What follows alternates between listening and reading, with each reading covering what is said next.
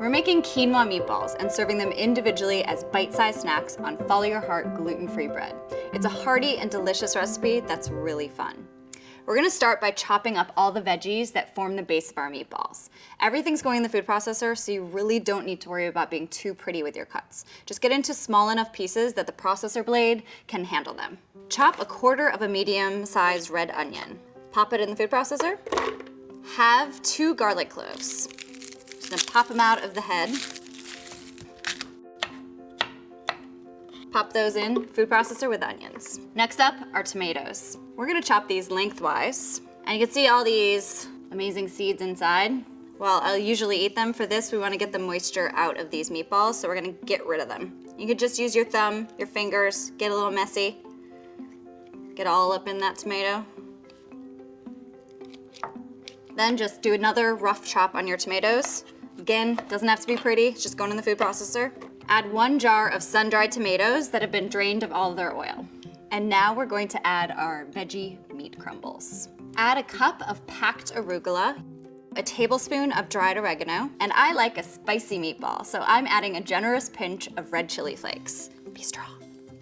Now for the cheesy goodness. Follow Your Heart vegan, soy-free mozzarella. And we're gonna shred 1/4 cup of this mozzarella. I'm gonna eyeball it. Now look at that. Just like mozzarella. We're gonna add our mozzarella to food processor. I'm gonna add a little bit more melty madness with Follow Your Heart Parmesan cheese. Now we're gonna pulse the food processor a few times to get it all chopping. You don't wanna overmix this. You'll know it's done when the consistency is not quite smooth, kind of like ground meat. Now we have to get these balls to stick together, and we'll do that with a flax egg. So we have about 2 tablespoons of flax meal in here, and we're gonna mix it with about twice as much of warm water. And I'm gonna stir with my finger. So it should be a little bit more watery than an egg. As it sits, it's gonna thicken a little bit. And we're gonna add it to our meatball mixture and stir to incorporate. All right, now add your breadcrumbs. And you're gonna add a little bit at a time, and you wanna get it to a consistency where when you roll it, it doesn't break apart. Now we'll heat a non-stick pan with a little bit of olive oil. Once the oil starts to shimmer, we're gonna add in our meatballs. They need a few minutes on each side, and you could turn them as they cook every minute or so, or you can get all fancy and just shake them every minute or so, and it will evenly crisp the outside of the balls.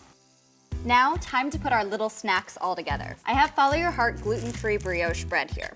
It's soft, it's yummy, and I promise you, you will not miss an ounce of the gluten. I'm going to cut some squares from the loaf. And now I'm gonna slice some Follow Your Heart vegan provolone slices to fit the squares. Just slightly bigger than your squares of bread, so it kind of melts and oozes over the sides.